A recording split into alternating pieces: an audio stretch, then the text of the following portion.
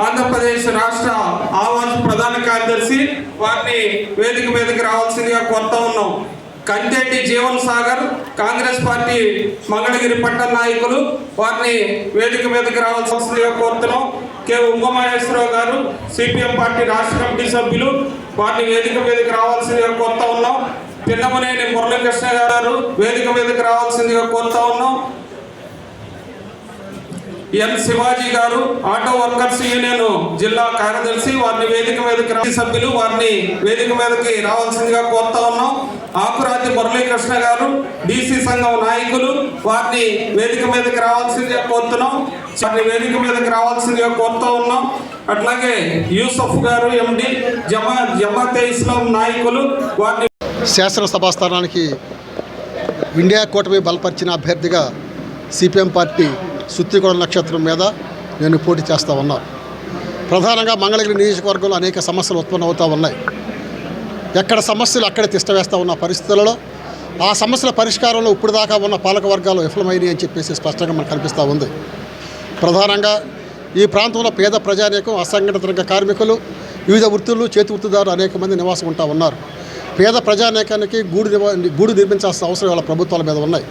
CPM పార్టీగా మేము అనేక ప్రాంతాలలో అనేక ప్రభుత్వ భూముల్లో 22,000 మందికి నివాస ప్రాంతాలకు గుర్తించి నివాసం ఏర్పాటు చేస్తే వాళ్ళకి పట్టాలు ఇవ్వడానికి వీళ్ళు మీనమేషాలు లెక్కేస్తూ ఉన్నారు. మేము వాళ్ళు చెప్తా ఉన్నాం, ఎన్నికలు వచ్చినాయి, 20 అభ్యర్థులు కూడా వాళ్ళు ప్రచారం చేస్తూ ఉన్నారు. 22,000 మందికి అన్ని ప్రాంతాలలో పట్టాలు ఇస్తాం, స్థిర నివాసం ఏర్పాటు చేసి పట్టాలు ఇస్తామని చెప్పేసి అంటున్నారు. మరి గత 2014 నుంచి 19 దాకా ఉన్న చంద్రబాబు నాయుడు గారు ఎందుకని ఇళ్ల పట్టాలు ఇవ్వలేకపోయారు? 19 నుంచి 24 దాకా ఉన్న వైసీపీ వాళ్ళు ఎందుకు పట్టాలు ఇవ్వలేకపోయారని చెప్పేసి మేము ప్రశ్నిస్తూ ఉన్నాం. మేము కానీ ఇండియా కూటమి కానీ అధికారంలోకి వస్తే ఖచ్చితంగా 22,000 మందికి ఎక్కడ స్థిరంగా నివాసం ఉంటా ఉన్నారో ఆ స్థిర నివాసంలో వాళ్ళని రెగ్యులేట్ చేస్తామని చెప్పేసి మేము ఆ ప్రజానీకానికి హామీ ఇస్తూ ఉన్నాం. అదేవిధంగా ఈ ప్రాంతంలో కృష్ణానది పరివాహ ప్రాంతం మన దగ్గర ఉన్నా కూడా మంచినీటి సమస్య తీవ్రంగా తాడేపల్లి గారి మంగళగిరి ప్రాంతాల్లో కృష్ణానది నుంచి నీరు తీసుకొచ్చి అందిస్తామని చెప్పి శంకుస్థాపన చేశారు. శంకుస్థాపన రాయిగా మిగిలి తప్ప కృష్ణానది నీరు పరివాహ ప్రాంతాల నుంచి మన నీరు వచ్చే పరిస్థితి కనపట్లేదు. తక్షణమే మేము అక్కడి నుంచి నీరు అందించే పరిస్థితిని మమ్మల్ని కలిగి ఇండియా కూటమిని గెలిపించినట్టు నీరు అందిస్తామని చెప్పి ప్రతిజ్ఞ చేస్తూ ఉన్నాం. అదేవిధంగా ఆంధ్ర రాష్ట్రంలో ఏ మున్సిపాలిటీలో లేని విధంగా మన ఇంటి పన్నుల భారాన్ని మన మీద పెంచారు. మేము వెంటనే ఇంటి పన్ను భారాలు పెంచుతామని చెప్పేసి చెత్త పన్నును కూడా తీసేస్తామని చెప్పేసి ప్రజానీకానికి ఇగ్నోర్ చేస్తూ మమ్మల్ని ఇండియా కూటమి అభ్యర్థి గెలిపించాలని చెప్పేసి ప్రార్థిస్తూ ఉన్నాం. కాంగ్రెస్ పార్టీ పాల్గొన్నది, వాళ్ళందరూ వచ్చారు. ఇవాళ మనకి గుంటూరులో నామినేషన్ మస్తాన్ వలి గారి నామినేషన్ ఉంది. మన ఈశ్వరరావు గారు అక్కడికి వెళ్ళారు, ఫోన్ చేసి చెప్పారు. ఆయన మొన్న మా సమావేశంలో పాల్గొన్నారు. మంగళగిరిలో జరిగిన విలేకరుల సమావేశంలో ఈశ్వరరావు గారికి పాల్గొన్నారు. కాంగ్రెస్ పార్టీ యావత్తు పాల్గొంది. వాళ్ళు చాలా యాక్టివ్గా ఉన్నారు. ఈరోజు ఆంధ్ర రాష్ట్రంలోనూ భారతదేశంలోనూ జరుగుతున్న ఎన్నికలు ప్రజాస్వామ్యానికి నిరంకుశత్వానికి మధ్య జరుగుతున్నాయి. ప్రజాస్వామ్యం ప్రజల కోసం కావాలి, ప్రజల హక్కులు కాపాడటం కోసం కావాలి. కానీ మోడీ గారు ఈ ప్రజాస్వామ్యాన్ని నెట్ట నిలువుగా నాశనం చేశారు. ప్రతిపక్షాలన్నిటి మీద కూడా కక్ష సాధింపుగా వ్యవహరిస్తున్నటువంటి తీరు మనం చూస్తున్నాం. ముఖ్యమంత్రులుగా ఉన్నటువంటి కేజ్రీవాల్ లాంటి వాళ్ళని అరెస్టు చేసి జైల్లో పెట్టడమే కాదు, ఈడీ, ఐడి ఇటువంటి డిపార్ట్మెంట్ మొత్తాన్ని కూడా తమ చేతుల్లో పెట్టుకొని తద్వారా ప్రతిపక్షాల గొంతు నొక్కడానికి ప్రయత్నిస్తున్నారు. ఇది చాలా దుర్మార్గం. ఇది రాబోయేటటువంటి కాలానికి తీవ్రమైనటువంటి ప్రమాద సూచిక.